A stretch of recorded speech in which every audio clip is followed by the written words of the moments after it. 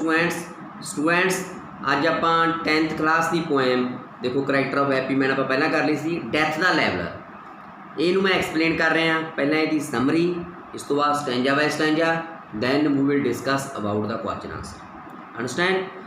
तो देखो अपने को डैथ द लैवलर पोएम भी जी मौत है ये कहा गया कवि द्वारा डैथ ट्रीट्स इक्वली जी मौत है सारे ने एको जहा व्यवहार करती है ठीक है ये किसी भी नहीं बख्शदी चाहे रिच है चाहे पुअर है चाहे किंग है चाहे कोई लेबर है ठीक है इट ट्रीट्स इक्वली ये कहा गया ये कवि ने एक कहा है only our good deeds will be counted after our death साड़ी मौत तो बाद जोड़े साढ़े चंगे काम है वही गिने जाते हैं only good deed death is a great leveller जोड़ा मौत है सारे ने एको जहा संतुलन करती है it knows no difference between a king and a king and a pauper यह किसी राजे या कंगाल में कोई फर्क नहीं समझी पापर मीनस कंगाल। It treats the mighty and the weak mighty mean शक्तिशाली ये शक्तिशाली तो वीक परसन के नाल एको जहा व्यवहार करती है।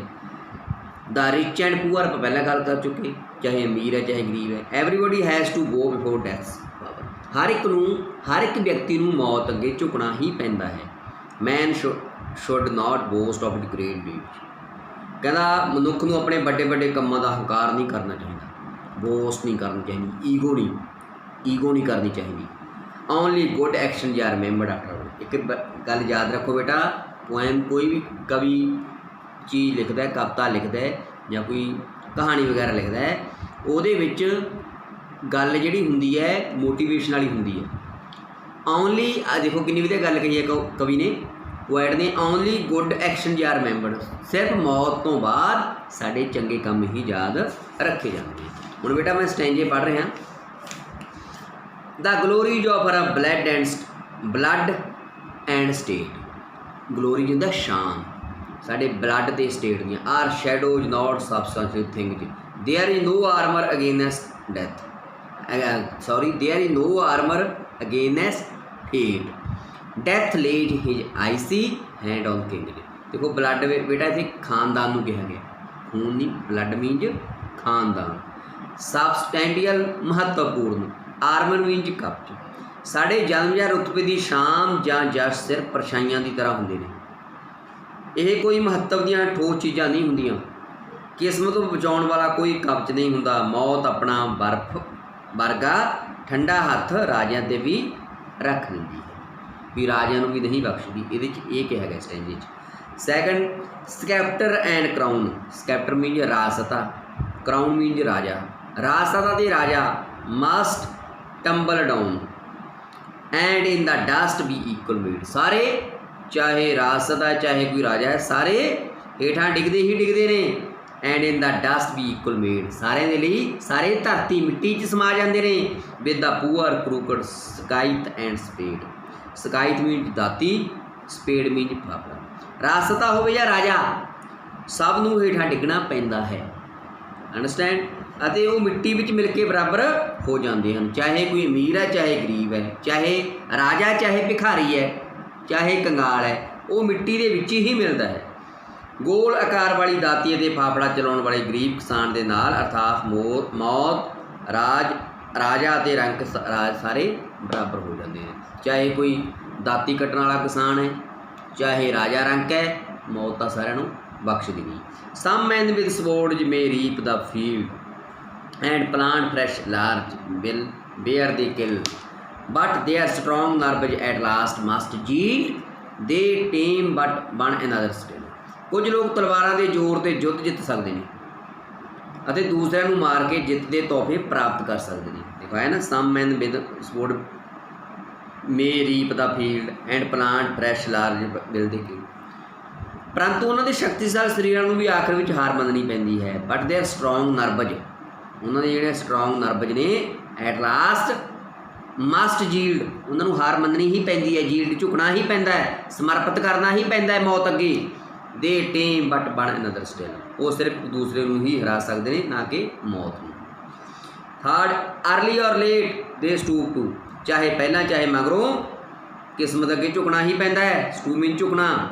And must give up their murmuring breath when they pale captive creep to death. जल्दी या देर नाल मतलब कदी ना कदी उन्होंने किस्मत के सामने झुकना ही पैंदा है। देखिए ना, they stoop to fate, fate mean किस्मत, स्टू मैंने झुकना। वो किस्मत के अगे झुक जाते हैं, उन्होंने अपने फुस फसाउंदे साह छड्डने पैंदे हैं, जिहड़े हुंदे उन्होंने छड्डना ही पैंदा है। जदों वो पीले पए हुए युद्ध के कैदियों की तरह रींगते हुए मौत वल वधदे हैं। अंडरस्टैंड। इस तो बाद the garland wither on your brow they boast on no more mighty deeds upon death's purple altar now see where the victor victim bleed. तुहाडे मत्थे ते पहने हुए जित दे हार मुरझा जाणगे। ठीक है ना, the garland wither on your brow then boast no more your mighty deed. इसलिए अपने शक्तिशाली कमां की शेखी ना मारो, पाडी ना मारो। उधर देखो मौत की बैंगनी बेदी दे हुण हारिया होया ते जेतू किसी तरह खून में लथपथ होए पिया है। Next, your head must come last stanza to the cold tomb only the action of the just smell sweet and blossom in their least. तुहाडे सिरां नूं ठंडियां कपचां जरूर ही आउणा होवेगा, सिर्फ न्यायपूर्ण लोगों के कम्मां ही उन्हां दे मरण तो बाद उन्हां दी धूड़ विच फुल्लां वांग खिड़दे अते महकदे दिखाई दिंदे ने। अंडरस्टैंड, पता लग गया बेटा? बेटा देखो मैं पोएम पढ़ी है डेथ दा लेवलर, तो ये देखो अपन कवि ने की कहा हैगा भी जी डेथ है सारे ने एको जिहा व्यवहार करती है। ठीक है ना, किसी को नहीं बख्शदी। हुण बेटा आप जिहड़े स्टैंजे है देखो, तुहानूं स्टैंजे आउंदे हुंदे आ रैफ टू द कंटैस्ट, तो सेंटर आइडिया तुहानूं लग आऊ, तो वो आपां करने हुंदे। हुण बेटा मैं तुहानूं वो स्टैंजे करा रहा। देखो पहला एक जिहड़े मेन स्टैंजे करा रहे हैं, देखो पहला तो करा रहे हैं the glories of our blood and state are shadows not substantial things there is no armour against fate death lays his icy hand on king. पहला मैं एक्सप्लेन कर चुका। पहला क्वेश्चन है name the poem and the poet. पहला होगा name of the poem is death the leveller, name of the poet या it is written by James Shirley. Understand, but are not substantial things. महत्वपूर्ण चीज़ां किहड़ियां होंदियां the glories of our high birth and position are mere shadows. कहना जी साढ़े high birth की position दियाँ ग्लोरीज ने वो सिर्फ एक परछावां ने, ग्लोरीज ने, दे आर नॉट सबसटेंशियल मीनज महत्वपूर्ण चीज़ां नहीं हैं। Explain death lays is icy hand on king जी। ये लैन का की मतलब है death spare not even king जी, का मतलब यही है बेटा जी मौत है राजा भी नहीं बख्शदी, इन्हों भी असल मिट्टी च मिलना ही पैंदा है। It treats the mighty and the weak equally. देखो दुआ गल एक्सप्लेन करती कवि ने, यह शक्तिशाली ते कमजोरां नाल इक्को जिहा व्यवहार करती है। अंडरस्टैंड। इस बाद अगला स्कैप्टर एंड क्राउन। राजसता चाहे राज है कोई मस्ट टंबल डाउन, झुकना ही पैंदा उन्होंने, मतलब मिट्टी च मिलना ही पैंदा है। Equal made with the poor crooked scythe and speed.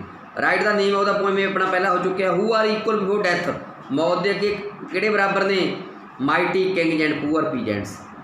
शक्तिशाली राजे ते गरीब किसान आर इक्वल बिफोर डेथ, मौत के बराबर ने। But the expression scythe and spade stand for. Scythe ते स्पेड का की मतलब है, ये क्या है? The given expression stand for poor peasants and labour. इसका मतलब यही है बेटा पुअर पीजेंट ते लेबर की जी गल की है। अंडरस्टैंड। इस दुआ बेटा एक स्टैंजा मैं विचाले कराया नहीं, इंपॉर्टेंट नहीं। Early and late they stoop to fade. पहला या मगरों झुकना ही पैंदा है। हू स्टूप टू फेड, मौत अगे किनू झुकना पैंदा है? All men have to stoop, sorry किस्मत अगे किनू झुकना पैंदा है? All men have to stoop to fate. Understand. Which two word show that man don't want to die. किहड़े दो शब्द तो पता लगता भी आदमी मरना नहीं चाहता? The word is pale captive create an image of the हेल्पनेस।